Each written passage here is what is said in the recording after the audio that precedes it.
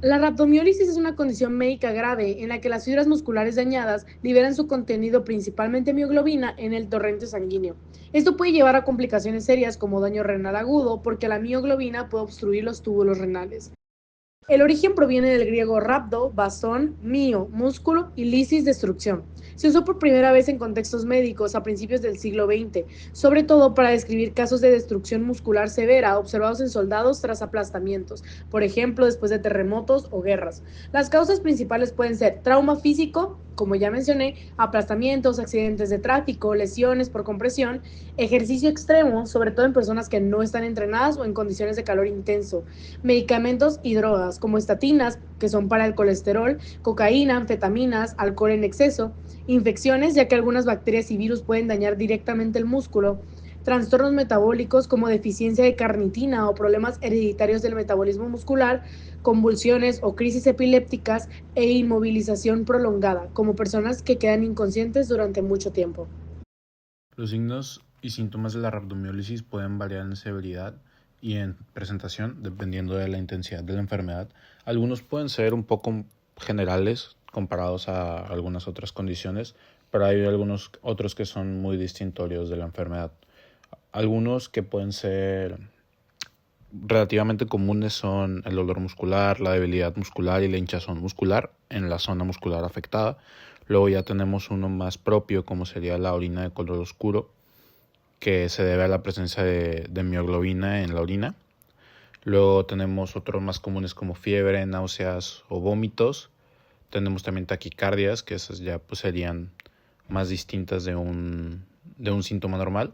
Y ya en casos graves se pueden desarrollar confusiones o comas debido a un desequilibrio electrolítico. Y también oliguria o anuria, que es la disminución o la ausencia de la producción de orina, que aquí pues, se puede deber a una insuficiencia renal. Y es importante destacar que en algunos casos la rhabdomiólisis puede presentarse de manera asintomática y detectarse únicamente mediante análisis de sangre que muestren niveles elevados de CK.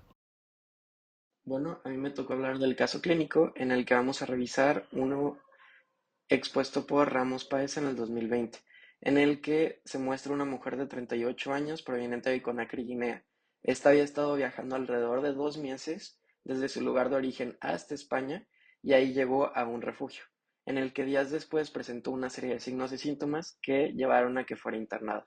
Entre estos signos y síntomas era una fiebre de 39 grados centígrados, signos vitales normales, tenía fatiga en articulaciones y músculos, especialmente en el cuello, tenía orina de color oscuro, ningún foco aparente de infección, no tenía ningún traumatismo ni sobrecarga muscular presente en las últimas 72 horas antes de el chequeo, ya que había estado en el refugio. Se negó el uso de cualquier sustancia farmacológica o ingesta de agua salada alrededor de todo el viaje y se presentó un dolor difuso en el abdomen. No hay signos de patomegalia ni esplenomegalia. Debido a todo esto, se le realiza pruebas sanguíneas en las que hay varios hallazgos muy importantes. Uno de los más importantes es que enzimas presentes en el músculo como la creatina quinasa y la lactato deshidrogenasa estaban elevadas en sangre. Esto significaba que había existido una destrucción muscular grave que había liberado estas enzimas y el hígado y el riñón no habían sido capaces todavía de eliminarlas de la sangre y por eso estaban elevadas. Debido a esto, se hicieron también marcadores para enzimas presentes en el hígado, como la GOT y la GPT, y también salieron elevadas en sangre, demostrando que la toxicidad liberada por el músculo había afectado de cierta manera al hígado. Por último, se realizaron pruebas para evaluar la función renal, ya que todo esto se va a filtrar vía renal, pero se detectó valores normales, por lo que al final se declaró que había una rhabdomelosis, pero leve, no severa, ya que severa sería que se hubiera afectado la función renal y se necesitara máquinas externas para filtrar la sangre, pero en este caso no, ya que los valores de función renal siguen exactamente igual y nomás se necesitaba tiempo para que la sangre se limpiara, por lo que se le dio medicamento para controlar la temperatura, que era de 39 grados centígrados, y se dio tratamiento de líquidos para tratar de ayudar a la situación. El rhabdomyolysis induce un estado metabólico hipercatabólico en el cuerpo, donde el cuerpo trata de compensar el daño muscular activando rutas energéticas hepáticas y grasas, mientras que las funciones musculares normales quedan interrumpidas por completo.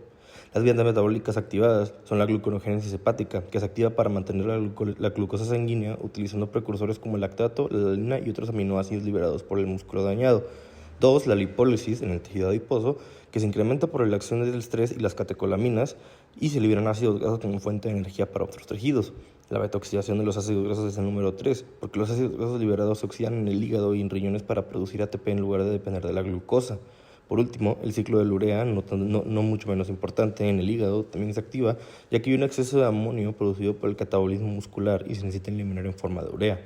Ahora, las vías metabólicas desactivadas son la glucólisis en el músculo dañado, que se reduce significativamente porque las células musculares están destruidas y no pueden metabolizar glucosa eficientemente. 2. Fosforilación oxidativa en las mitocondrias musculares, que disminuye o se pierde por el daño estructural de las mitocondrias de los miocitos lesionados. 3. Síntesis de proteínas musculares, que está inhibida debido al entorno catabólico y el daño directo en el tejido muscular. Por último, 4. Que es el ciclo de Krebs en el músculo, que al igual que la fosforilación oxidativa, el ciclo de Krebs se ve afectado por el deterioro mitocondrial en el músculo. Esto nos quiere decir que los músculos que tienen rhabdomyolysis únicamente van a tener todos estos síntomas y van a perder las vías catabólicas importantes, mientras que los otros músculos van a tener vías metabólicas y estados catabólicos exactamente normales, como todo el cuerpo tiene que ser. Nada cambia, solo el músculo dañado. Para el diagnóstico se deben tomar en cuenta los factores de riesgo como trauma, sepsis y enfermedad muscular. También la tríada de síntomas que son mialgia, debilidad muscular y mioglobinuria, aunque menos del 10% de pacientes presenta la tríada. 50% de pacientes o más ni siquiera se quejan de dolor o debilidad, por lo que la orina con color normal suele ser el síntoma inicial. La examinación neuromuscular se debe enfocar en extremidades y tomar en cuenta el color, pulso, sensación, tamaño y fuerza. Los niveles de creatina sinasa son muy importantes y se considera que de 3 a 5 veces arriba del valor normal, que es 100 a 400 unidades por litro, se puede diagnosticar rhabdomyolysis. Es mejor usar creatina sinasa que mioglobina, ya que esta tiene una vida media más larga. Un aumento de fosfato sérico y o aspartatransaminasa también puede indicar rhabdomyolysis. Para el tratamiento, lo primero es la hidratación intravenosa, que se debe administrar hasta que desaparezca la mioglobinuria y los niveles de CK bajen. Las primeras 2 horas se debe administrar 1 litro de solución salina por hora y después de esta 500 mililitros cada hora. El objetivo son 200 mililitros de orina con pH mayor a 6.5. Después está la alcalinización, que se consigue con una solución de 5% de glucosa con 50 milimoles de bicarbonato de sodio. Esta reduce la precipitación de mioglobina en túbulos contorneados, por lo que evita el fallo renal. En hipercalemias muy altas, mayor a 6.000 equivalentes por litro, se recomienda insulina, manitol para aumentar la cantidad de orina, gluconato de calcio para la hipocalcemia. Se debe evitar soluciones con potasio como el lactato de Ringer y se deben de tener toma de medicamentos que son factores de riesgo como las estatinas, ya que inhiben el citocromo P450 y causan deficiencia de ubiquinona.